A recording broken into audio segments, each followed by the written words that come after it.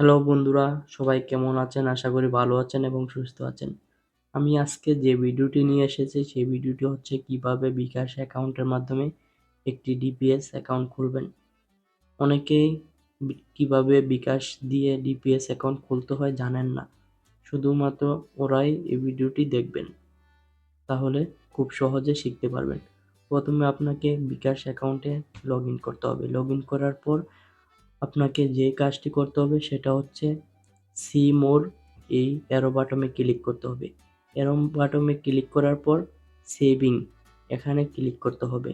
সেভিংয়ে click করার পর open new সেভিংয়ে click করতে হবে।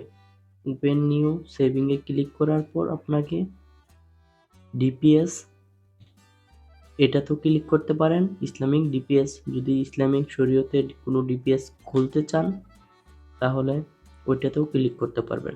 আমি ডিপিএসে ক্লিক করলাম। ডিপিএসে ক্লিক করার পর আপনাকে এখানে ডিপিএসের টাইপটা দিতে হবে। আপনি কি মান্থলি পেমেন্ট করবেন না সপ্তাহে পেমেন্ট করবেন? আমি যেহেতু মান্থলি মাস শেষে পেমেন্ট করব, মান্থলি ক্লিক করলাম। এখানে আপনি ডিপিএসটা কয় মাসের জন্য করবেন বা কত বছরের জন্য করবেন ওইটা সিলেক্ট করে দিতে হবে। আমি যেহেতু 12 মাসের জন্য 1 বছরের জন্য করব, 12 মাস ক্লিক করে দিলাম। তারপর আপনাকে এখানে টোটাল অ্যামাউন্টটা দিতে হবে। আপনি মাসে কত টাকা পেমেন্ট করতে চান। এখানে 2500, 1000, 5000, 10000 আছে।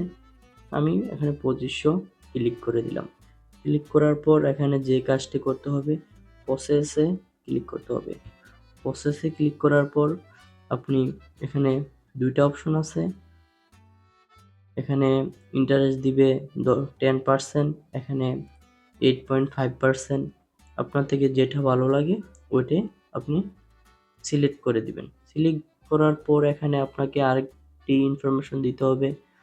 আপনি কাকে নমিনি করতে চান ওইটা সিলেক্ট করতে হবে। এখানে সিলেক্ট করার জন্য অ্যাড নিউতে ক্লিক করতে হবে।